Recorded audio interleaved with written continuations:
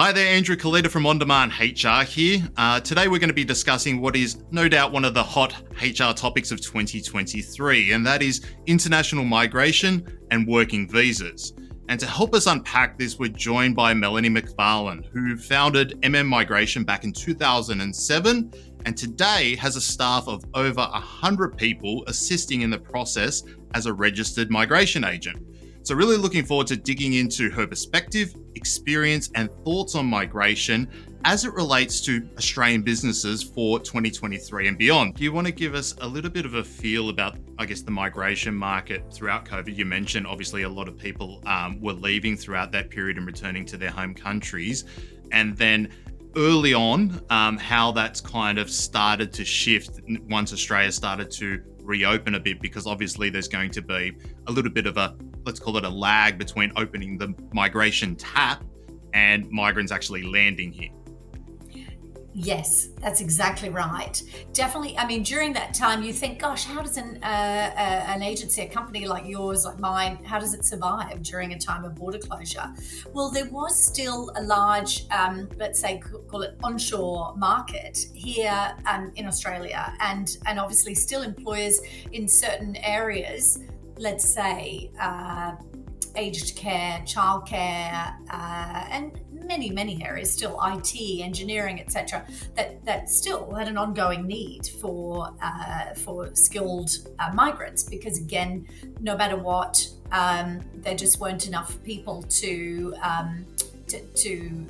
be able to handle those skill sets or here in Australia, and so I think, for example, our business maybe dipped for the first month because everybody went into slight panic mode, perhaps, not knowing exactly what was going to happen. Nobody knew. None of this had happened. This had never happened in our lifetimes. But honestly, it became very quickly pretty busy again, and our work has just kept on because. One of the things we were doing also was travel exemptions for people coming into the country who were required in certain key industries like agriculture, for example, and there were still at least around 300,000, if not more, international students in Australia. So we were still working with those students and companies. Sometimes regionally, as well as in New South Wales, where we're actually based. So that demand actually never stopped. And in fact, it just kept on growing. On the other side, with borders opening, it was a bit tricky initially because everybody wanted workers to come straight back into the country. And I think the government was definitely was on a bit of a go slow when the borders opened in February last year. And it wasn't really till August, September that the numbers really started coming back in. And now the government is very much on top of the visa backlog, because that was also a very big issue. For 2 years, in certain subclasses of visas, they just stopped processing them for about 2 years. Now the government has really started getting on top of that visa backlog, which is not without its challenges as well, I have to say. But anyway, and so they are getting on top of it, and more people can come into the country. So it's honestly, this year has absolutely started with a bang, and we're busier than ever, actually. As of January 2023, when we're recording this, how would you, compare the migration market, again, parking aside students, and we'll tackle that separately later, how would you rate the migration market against pre-COVID levels? You say we're starting to ramp up, but are we 50%, 80%? I don't know. Yeah, that's a good question. I mean, it obviously, as I said, it continued to keep going onshore in Australia. But I would say take international students, for example, who have full work rights until June of this year, where they're expecting, so the numbers halved. So less than 50%, I think, during COVID, and they're already expecting us to reach those numbers again, I think, by perhaps the end of this year, or later on this year.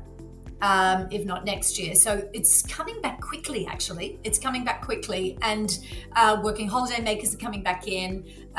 Sponsored workers are coming back in. As I mentioned, the government is working hard to grant those visas. They've got a priority for healthcare workers and teachers to come into the country at the moment on sponsorship visas or skilled migration visas. So it's ramping up from about 50% down, I would say.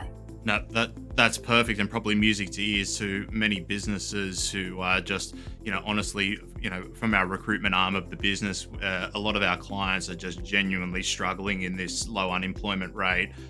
It's very much a candidate's market, so hopefully that transition back to the migrants coming in, the skilled migrants coming in, plus the students, particularly in hospitality, as you mentioned earlier, hopefully starts to, shift the scale back to some sort of balance between employer and employee in the recruitment market. I know a lot of businesses are really hanging on for that.